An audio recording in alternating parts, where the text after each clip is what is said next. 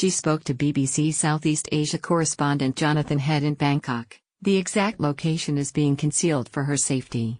To flee the country has never been part of my agenda, says Mu Sochua, sitting in a bare room in Bangkok where she is in transit to another, as yet undisclosed, destination. No one has ever been properly held to account for a series of political killings, the latest Kamlay, an outspoken critic of the Prime Minister who was shot dead in July last year. Yet a rough but functioning democratic system with a reasonably free media has survived for the past 25 years, with local and national elections every 5 years. The finger of suspicion has nearly always pointed in the direction of Hun Sen, the blunt-speaking strongman who has ruled the country since 1985, or his cronies. The opposition accused the government of cheating and started a series of street rallies in the capital Phnom Penh, which, after 4 months, were harshly put down by security forces.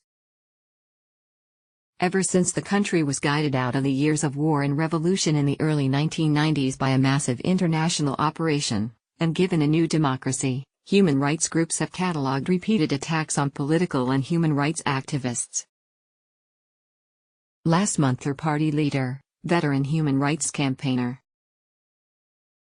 Mu Sochua, one of Cambodia's best-known politicians and deputy leader of the opposition Cambodian National Rescue Party, CNRP, has fled into exile after being warned she was about to be arrested on charges of treason. What I was afraid of being captured and being silenced, put in jail, and having my case go through our kangaroo courts for months and months, said Mu Sochua. We don't have months to waste. It leaves enough space for critical views and protests to absorb some of the public anger over corruption, environmental destruction, and the yawning wealth gap. That may now be changing. In the last general election in 2013, the CNRP, then a new movement combining two older opposition parties, came very close to unseating Hun Sen's Cambodian People's Party, CPP. Elections for Cambodia are scheduled for July 29, 2018. Last week Prime Minister Hun Sen said others would be arrested on the same charge. Demographic changes created a younger and better educated electorate, informing itself through social media, which was no longer impressed by Hun Sen's warnings of a return to the violence of the past if his party was ousted. It is a very painful choice. Earlier this week she was warned, she says, by sources close to the government that she would be arrested by the weekend. Some were tried in Cambodia's notoriously corrupt courts, some were physically assaulted.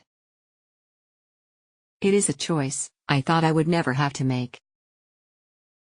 So, I intend to have my voice heard. Harassment of opposition figures is nothing new in Cambodia. And on Friday, it emerged that the Ministry of the Interior had filed a legal petition to have the main opposition party dissolved. I no longer felt safe.